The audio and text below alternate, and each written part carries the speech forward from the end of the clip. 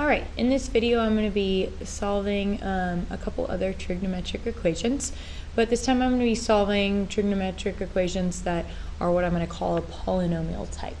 So in this first example I've got cosine x equals 2 times sine x times cosine x, and I want to solve on the interval of x values between 0 and pi.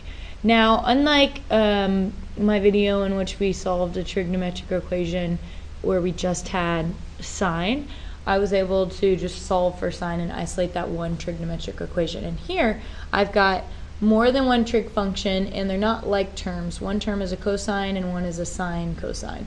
So I can't combine like terms and isolate one of those. So if I had a calculator, I could do either of the same calculator strategies I discussed in the last video, finding the intersections or the zeros.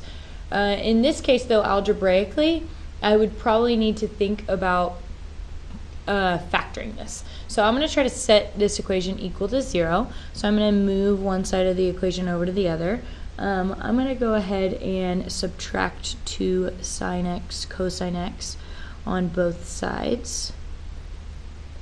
Alright, and that would make this side equal to 0. On this side I can't actually subtract them because they're not like terms, so I just end up with cosine x minus 2 sine x cosine x equals 0.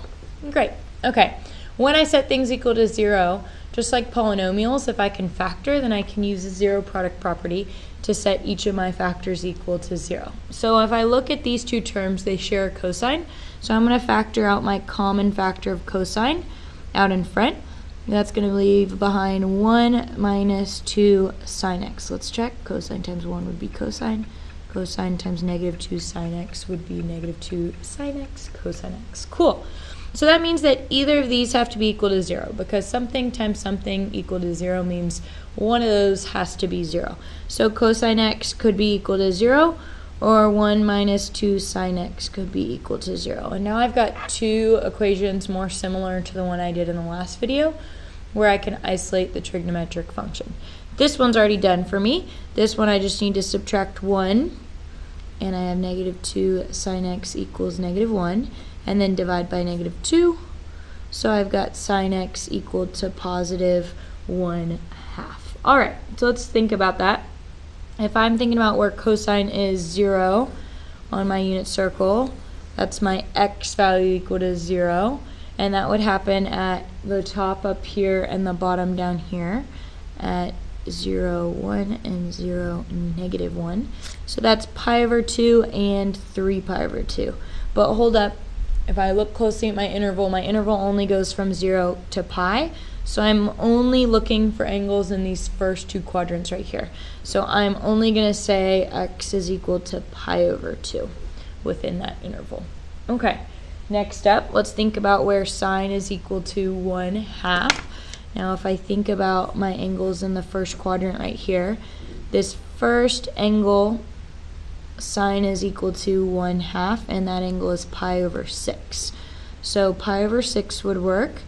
And then sine is also going to be positive in quadrant 2, because we're still above the x-axis. So I've got another angle over here that would be the same, but would just have a negative cosine value.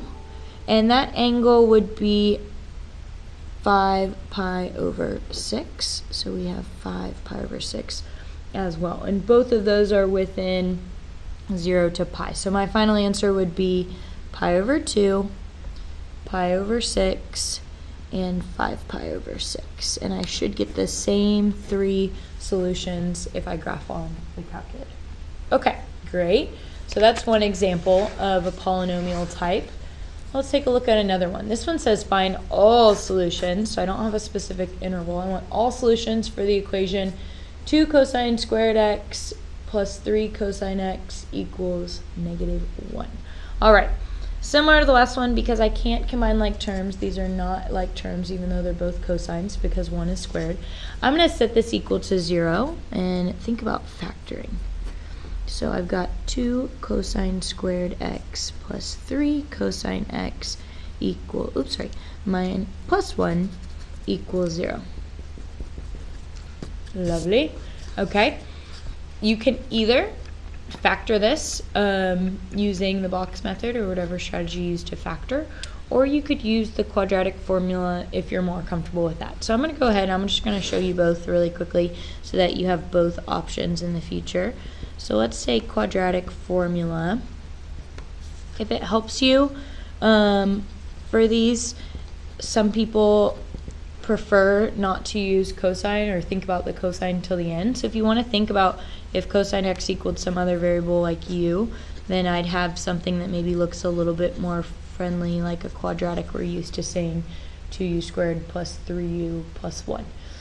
So if I use the quadratic formula, I know that negative b plus or minus the square root of b squared minus 4ac all over 2a as the quadratic formula, where this is our a, b, and c. Okay, so plugging those in, I would have negative b, or negative 3, plus or minus the square root of b squared, 3 squared, minus 4 times a is 2, times c would be 1, all over 2a, which would be 2 times 2. All right, let's do that simplifying here. We'd have negative 3 plus or minus the square root of 9 minus 8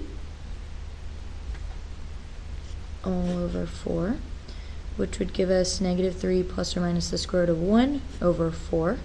And the square root of 1 is just 1, so I have negative 3 plus 1 over 4, and I have negative 3 minus 1 over 4. Either one of those. Negative 3 plus 1 over 4 would be negative 2 over 4, or negative 1/2. Negative 3 minus 1 would be negative 4 over 4, or negative 1. Okay, so I end up with the fact that cosine x, or u, could be equal to negative 1/2, or cosine x could be equal to negative 1.